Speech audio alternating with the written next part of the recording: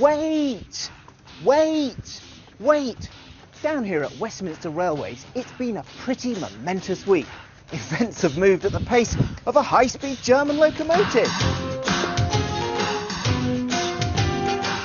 Rather than the sedate pace of Britain's finest train. I hear the ghost train on the track and free. And I hear that it's black and white. The week started off looking, well, frankly, a bit dull. There was a bit of joshing of Ed Miliband after a robotic television interview which prompted yet more criticism of his leadership. But the main story was going to be a report into the funding of long-term care for the elderly by the economist Andrew Dilnot. This is about all of our lives. It's great that we're living longer, we should be celebrating that, but all too often people are frightened about the prospect of growing older because they don't know what will happen to them if they need care.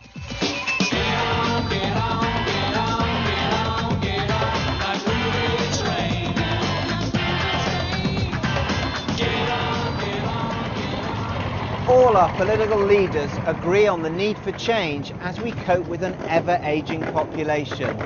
But they are spooked by the £1.7 billion cost of the Dilnot proposals. Expect warm words about the need for cross-party talks and the sound of knives sharpening in the background just in case they fail. And then came the story which changed the course of the week and shook the political and media classes. The Guardian reported that the News of the World had hacked into the phone of Millie Dowler. This was a change-making moment that took this long-running saga out of the world of showbiz and politics and woke the British people up to tabloid tactics condemned by the Times as reprehensible. Ed Miliband was quick to call for Rebecca Brooks, editor at the time, to resign. Of course she should consider her position, but this goes well beyond one individual. This is about the culture and practices that were obviously going on at that newspaper, the News of the World, over a sustained period.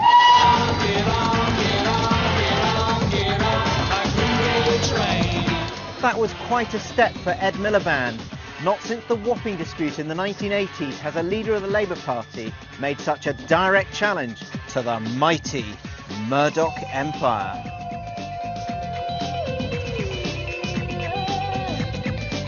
The established order in which the party in power and the party hoping to be in power pay obeisance to the grumpy Australian, well, that's been ruptured for good.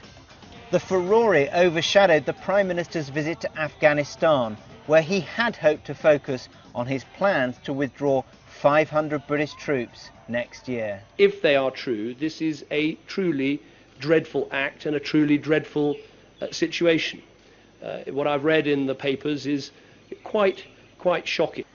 Back home, David Cameron tried to take the initiative at Prime Minister's questions by agreeing to hold a public inquiry. But the exchanges heated up when Ed Miliband demanded that Rupert Murdoch's attempt to take full control of B-Sky B should be referred to the Competition Commission. The public will react with disbelief if next week the decision is taken to go ahead with this deal at a time when News International is subject to a major criminal investigation. What we have done here is followed, absolutely to the letter, the correct legal processes. That is what the government has to do. My right honourable friend, the Secretary of State, is in a quasi-judicial role. He has to follow that. Miliband, who's been struggling in recent months, did rather better than this little chuff-chuff and turned into an intercity 125. He's got to accept that he made a catastrophic error of judgment by bringing Andy Coulson into the heart of his Downing Street machine.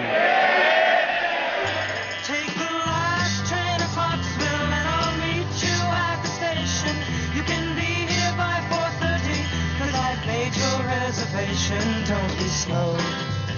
One disgruntled source at News International told me that the Prime Minister had shown hubris in bringing Andy Coulson into Downing Street with him, even as the net tightened. My source also told me that the Prime Minister had underestimated the determination and the ability of the Guardian and Labour backbenchers to pursue this matter.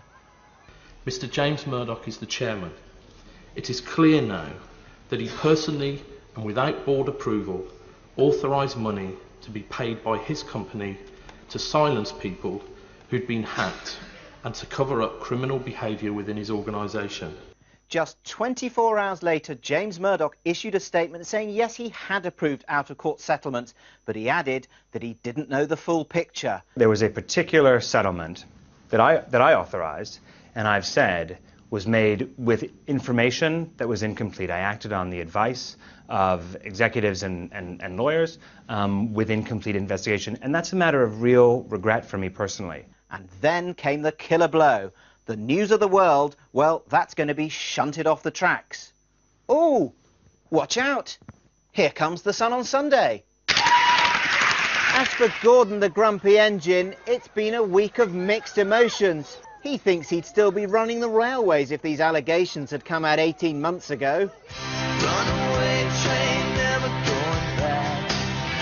Long way on a one-way track. Seems like I should be getting somewhere. Britain's railways used to be the envy of the world, a bit like our press. This has been a great train journey. But look, there's Michael Portillo.